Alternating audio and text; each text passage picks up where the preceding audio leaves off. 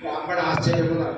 ఏమైనా తిననీకే బియ్యం గిన్నెలు ఎవరికి పోయి కథ చేసుకుంటూ నేను చెప్తాను. అదే ఎవడెవరు అమ్మేసేది ఆయన చేయించేటువంటి వాడు ఆయనే, చేసేటువంటి వాడు చెప్పించేది ఆయనే, ఇచ్చేది ఆయనే. కనుక నువ్వు ఆయన మీద భారపడి నేను చేస్తున్నాను అహంకారం అవసరం లేదు. మనం కూడా ఆయన ఆజ్ఞ ఉండి ఆయన అనుగ్రహాన్ని ఇక్కడ వచ్చాం. లేకపోతే ఎక్కడ మన తెలంగాణ, ఎక్కడ ఆంధ్రప్రదేశ్ ఇతరులు రావడం ఎన్ని కష్టాలు వచ్చాం కదా. అంటే అనుగ్రహం ఉండాలి. భగవంతుని అనుగ్రహాన్ని ఏదైనా పని చేస్తాడు.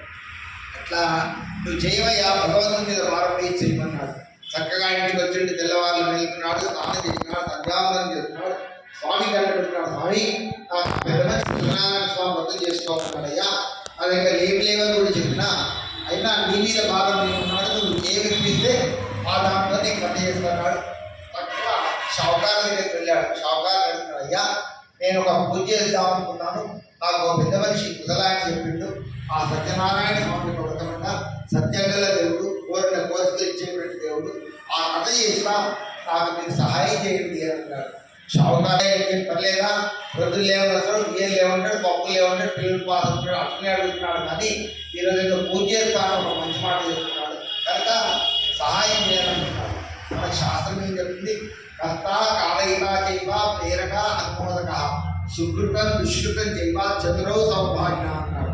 అంటే చేసేటువంటి వాడు, చేయించేటువంటి వాడు, చూసి బాగుందనేటువంటి వాడు, సాయం వీళ్ళందరికీ కూడా సమానమైనటువంటి ఫలితం వస్తుంది. కనుక ఆయన చేస్తుంటే ఒక మంచి పని చేస్తున్నాడు.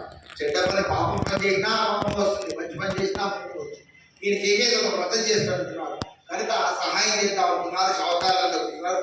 అలా 5-10 చెందా వేస్తున్నారు. బ్రాహ్మణుడు ఇచ్చాడు, సంతోషపడ్డాడు. ఇలా రోజు పోతే పెద్దగా మళ్ళీ పొద్దున వస్తున్నాం అనేటువంటి వాడు స్వామి అనుగ్రహం ఉంది కాబట్టి వాళ్ళని ఇచ్చేది అనుకున్నాడు. తీసుకొచ్చాడు, బజారుకు వెళ్ళాడు, తాను కావాల్సిన పూజలు సామాగ్రి తెచ్చుకున్నాడు, ఇంట్లో వ్రతం చేసుకున్నాడు. ఎప్పుడైతే ఆ బ్రాహ్మణుడు కథ చెప్పిండో భగవంతుని యొక్క అనుగ్రహం కలిగింది. మనం అనుకోవచ్చు ఈరోజు సత్యనారాయణ వ్రతం చేయడం మనకు 50 కోట్ల